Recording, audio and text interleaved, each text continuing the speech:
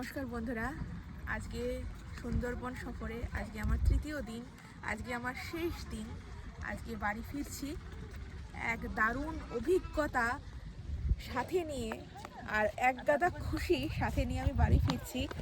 ছোটবেলায় বইতে যেগুলো আমি পড়েছিলাম আর এতদিনে এই 2-3 দিনে সেগুলো সচক্ষে আমি দেখলাম, দারুণ অনুভূতি।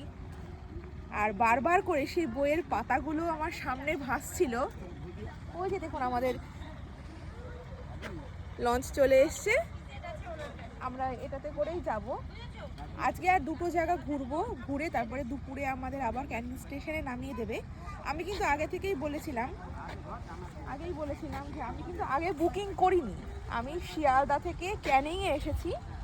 ক্যানিং স্টেশনে নেমে শিয়ালদা থেকে ক্যানিং আসতে ধরুন 1 ঘন্টা 40-42 মিনিট মতো লাগে।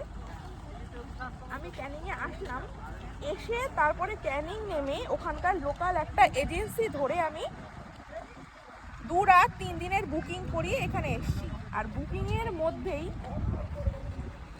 পুরো প্যাকেজটা ছিল, পুরো বুকিং প্যাকেজ, যা আপনার যা টাকা নেবে তার মধ্যেই পুরো ক্যাশ, মানে ঘুরিয়ে থাকা খাওয়া সব ওর মধ্যেই হয়ে যাবে। এবার 3800 সামথিং এর মধ্যে আপনাদের মাথা পিছু হয়ে যাবে।